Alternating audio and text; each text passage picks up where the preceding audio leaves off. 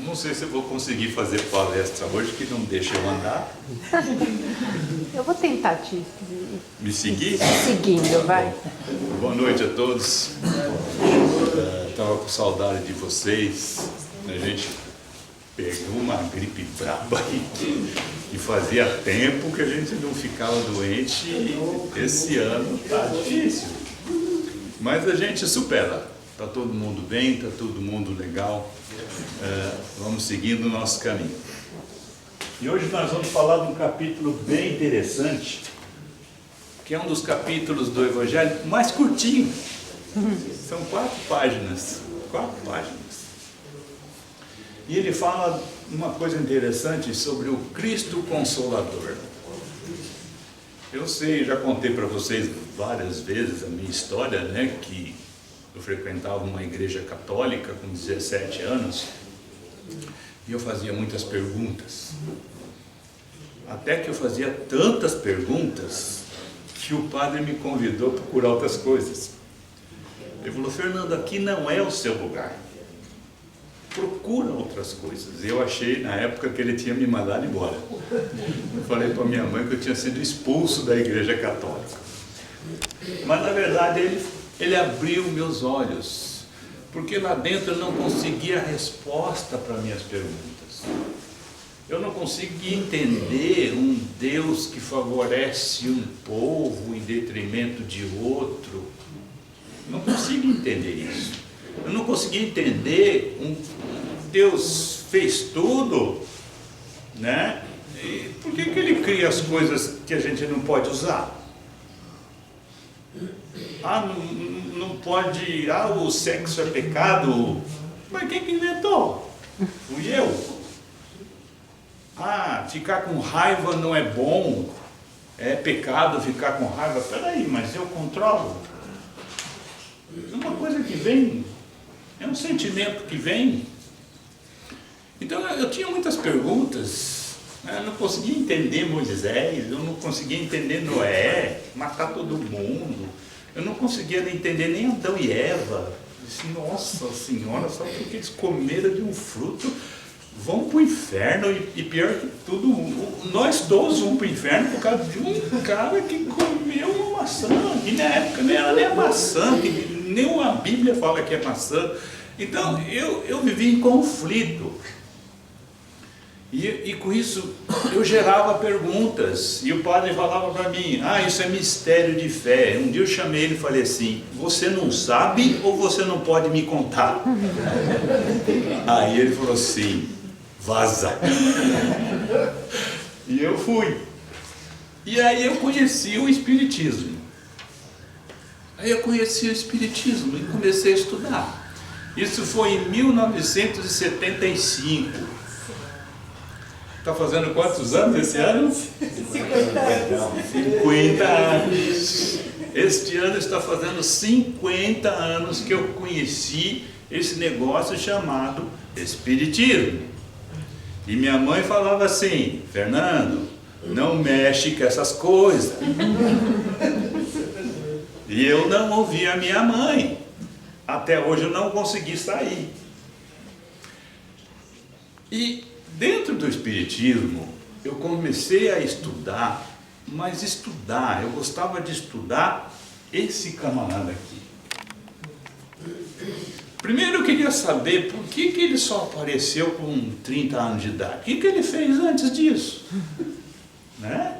Como é que ele já apareceu? Então eu comecei a procurar a história de Jesus. Não religioso, não meio religioso. Não era aprendizes do Evangelho. Era livros de história, History Channel, canais que faziam, a BBC fazia muitas... E eu comecei a estudar ele. O que ele fez, onde ele veio, onde ele nasceu, por que ele foi. E eu comecei a entender. Ele foi o único cara que a gente chama de profeta, que não ficou só nas palavras. Os outros falavam, faça aquilo, e fazia o contrário, ou nem faziam nada. E esse camarada aqui, esse meu amigo aqui, e pessoas em alguns centros espíritas não gostam até do jeito que eu falo, que eu chamo ele do Barba, o meu amigo, o cara, esse camarada, porque ele está tão próximo de mim, ele está tão junto comigo, que eu não consigo chamar ele nada que não seja muito íntimo meu. E não foi assim que a gente foi ensinado. E não foi assim que toda a nossa história a gente foi muito mal ensinado, que a gente é pecador, que a gente veio aqui para sofrer, que a gente tem que pagar os nossos pecados. E como eu sempre falo, eu não vim aqui pagar nada. Eu não vim pagar pecado do meu passado. Eu vim aprender a fazer certo. Porque só tem um jeito de eu aprender a fazer certo. Qual é? Fazendo. E quantas vezes eu vou errar até fazer certo? Muitas. E quem inventou isso? Foi você? Fui eu. Quem foi? A inteligência suprema, gente. Chame você do que você quiser, natureza, Deus, Alá, Javé. E esse cara vai explicar isso para a gente.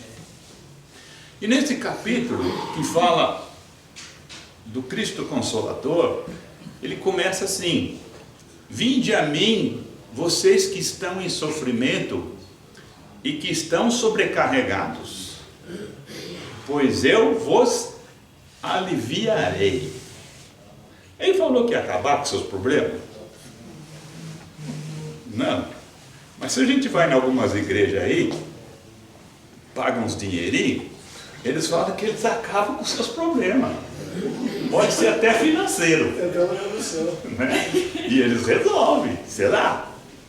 Eles falam que sim. Mas Jesus não falou isso não, porque ele não falava isso. Ele não falava, vou quebrar seu galho, vou resolver seus problemas.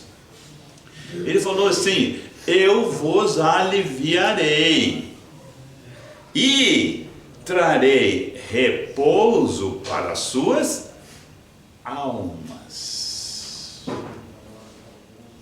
Ele não falou que quer quebrar seu galho lá, pagar suas dívidas do cartão de crédito, falou?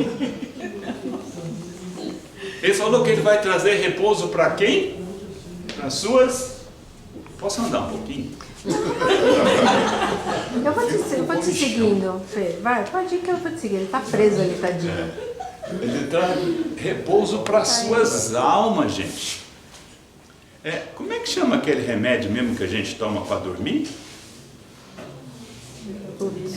Melatonina? Melatonina, que mais? Melatonina. Melatonina. Tem um que é mais forte, como é? Eu tomo mais forte que tiapina. Quetiapina? O que mais que tem? Vocês sabem, gente. Diazepam, que mais tem? Lexotan, Zolpidem, que mais que tem? Vinho é bom. Vinho também é bom. É bom? Alguém lembrou de falar assim, paz de espírito? Não. Ah, não? Diazepam, essas coisas, Zolpidem a gente conhece. Para dormir, excelente. Mas Rezar também, né? paz de espírito, não. Não, lógico. Rezar precisa? Precisa falar com Deus, né? Ué, Pra dormir. mas por que só de noite? Não, falo com ele o dia todo. Então, de noite você não precisa falar mais, porque ele já está cheio de ouvir você. Não,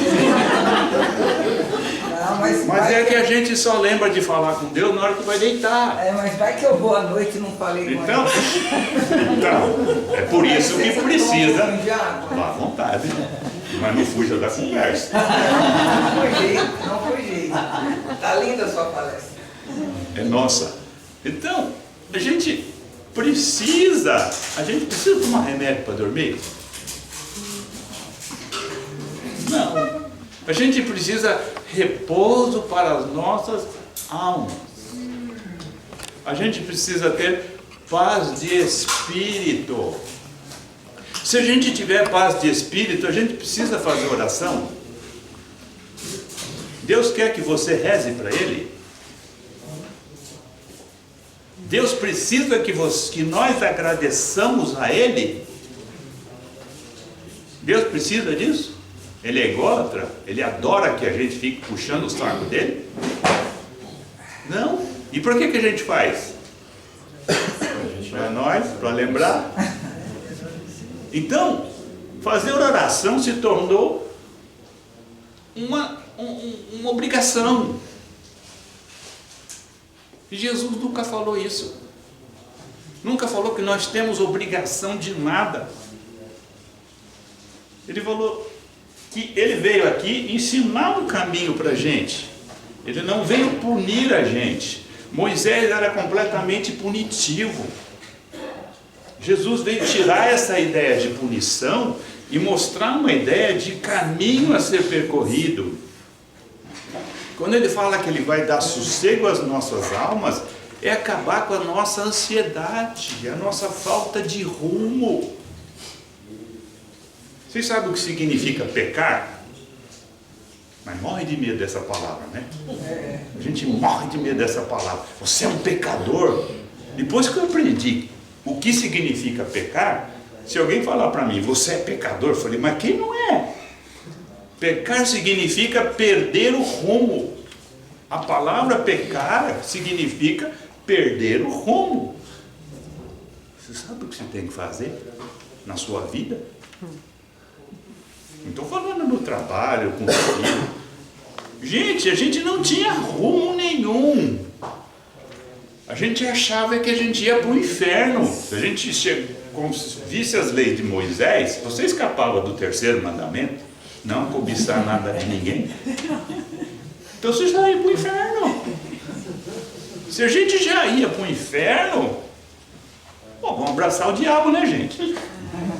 Adianta eu ficar me esforçando, porque eu já vou para o inferno.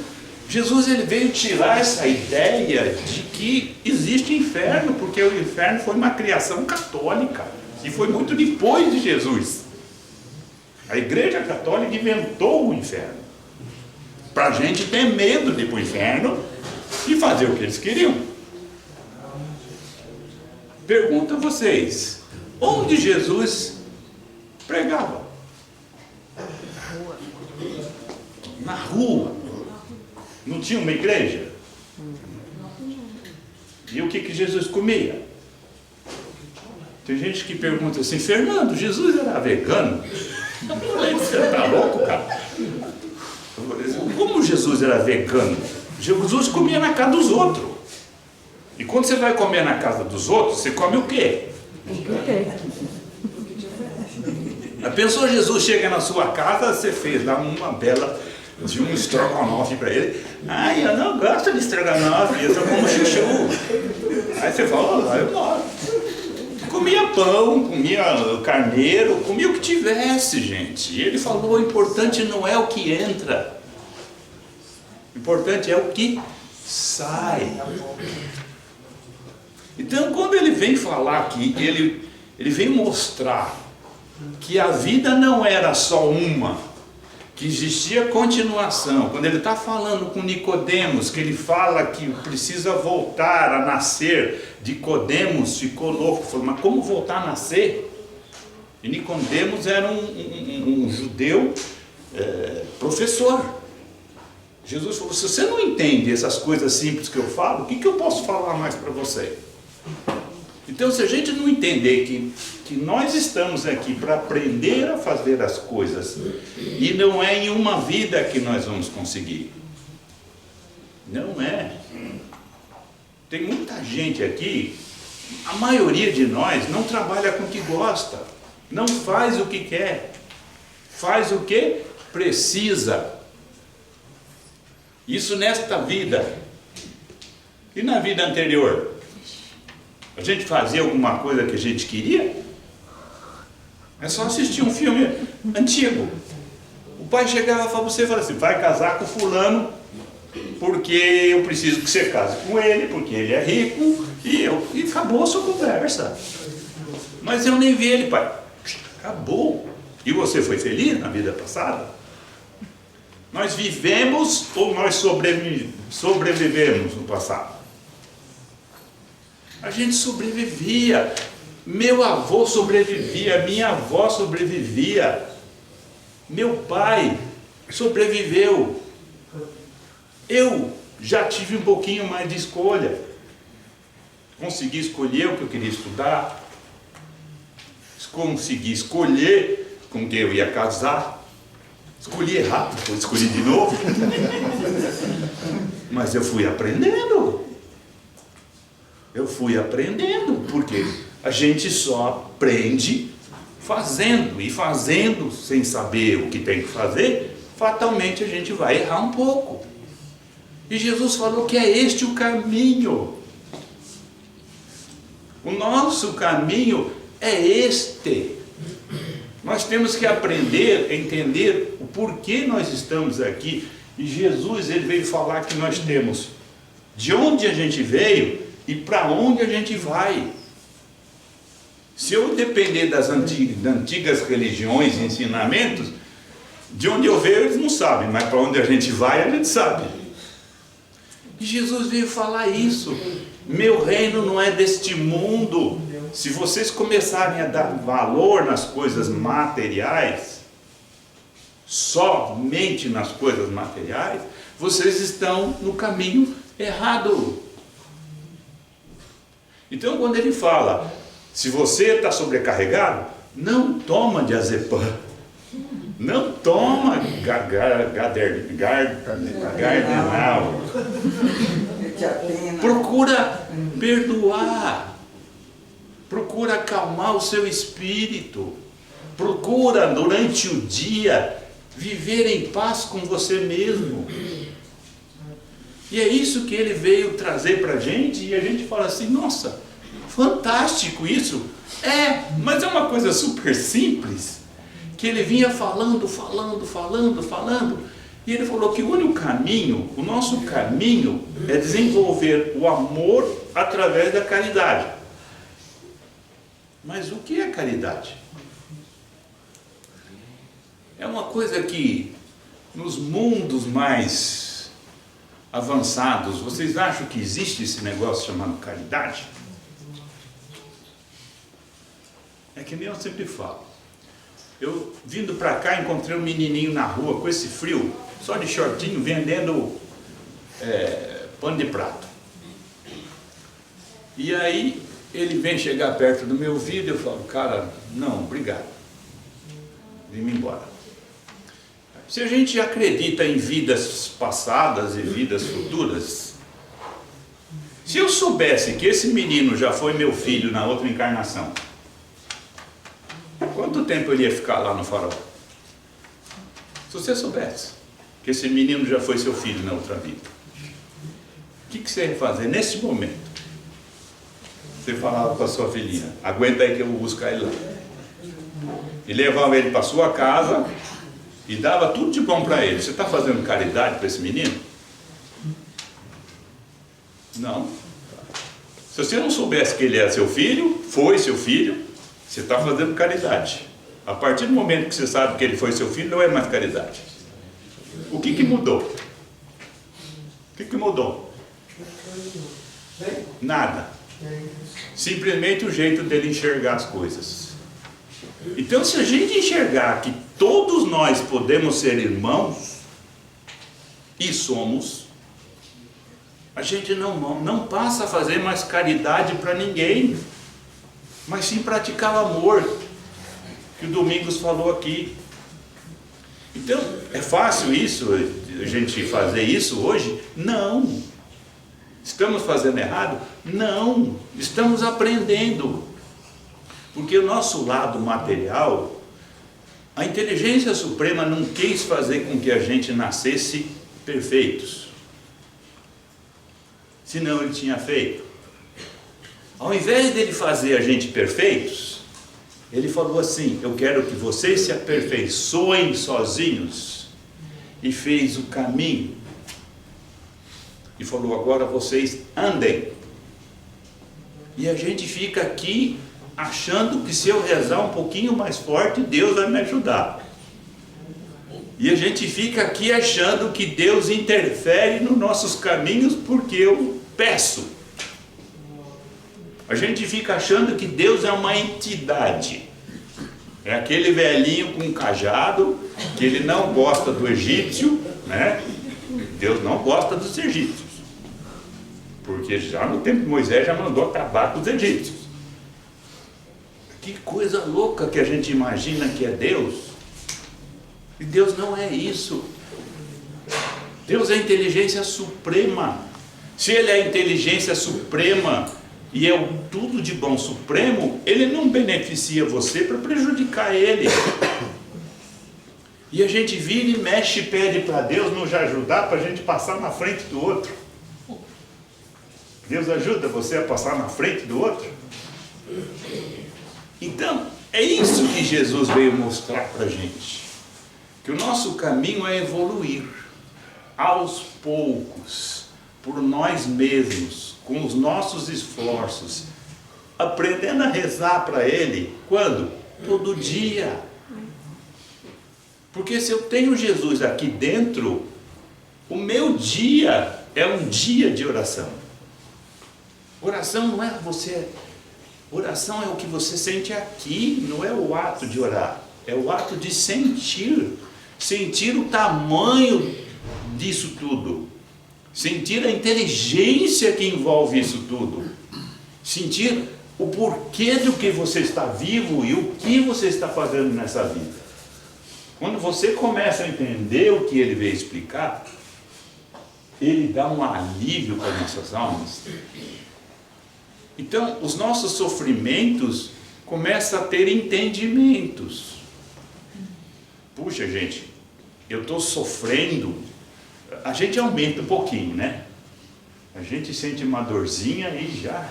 Nossa, vê aqui, nossa, eu peguei uma gripe. Eu vi um expositor falando, pegou uma gripe enorme, coitado dele. A gente gosta de falar que a gente passou por uns perrengão. Eu falo que é disputa de desgraceira, né? Você tá, puxa, hoje eu acordei com dor no pé. Aí o outro já fala, nossa, eu tô com dor aqui tudo. Aí chegar mais alguém e fala, nossa, eu tô com uma dor que fica daqui até ali. Aí vira uma competição de desgraceira. Ninguém, se fala de coisa boa, fala, não. Mas se fala de coisa ruim, você quer sempre falar uma coisa pior. Gente, é o contrário. Coisa ruim a gente não pode falar, não.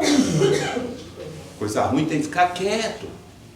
Então, é isso que ele veio mostrar para a gente. Que o nosso caminho é evolutivo. Ele nunca recriminou ninguém. E a última pergunta. Jesus cobrava quando ele fazia as curas dele? Vocês não conhecem Jesus, né? Estou falando Jesus fazia curas. Fazia? Depois que ele fazia a cura, ele cobrava? Lógico que ele cobrava. O que ele falava depois que ele fazia as curas? Hã? Vai não? Gente, isso não é cobrança? Você pensou no tutu, né? Pensou dinheiro. Todo mundo, né? Que eu pergunto, é difícil alguém responder que sim. Jesus cobrava quando ele fazia as curas dele, cobrava mudanças. Se você não mudar, não muda nada na sua vida. Está com problema? Quer resolver? Mude. Mude o que você está fazendo. Veja de outra forma. Levanta-te e anda. É esse o conselho de Jesus. Vá e não peques mais. Não perca mais o seu rumo. Se alguém falar algo que não te interessa, não escute. Escute o que ele fala. Certinho? Perguntas não poderão ser feitas. Mas vamos para casa pensar. Eu gosto de, quando eu saio de uma preleção, eu vejo que muitas pessoas estão, que nem eu, cheio de perguntas. Não procure muito. Aqui é um lugar bom para ter respostas. Se aqui ficar pouco, não tenha vergonha de procurar coisas maiores. porque o universo, Deus é muito maior do que a gente imagina.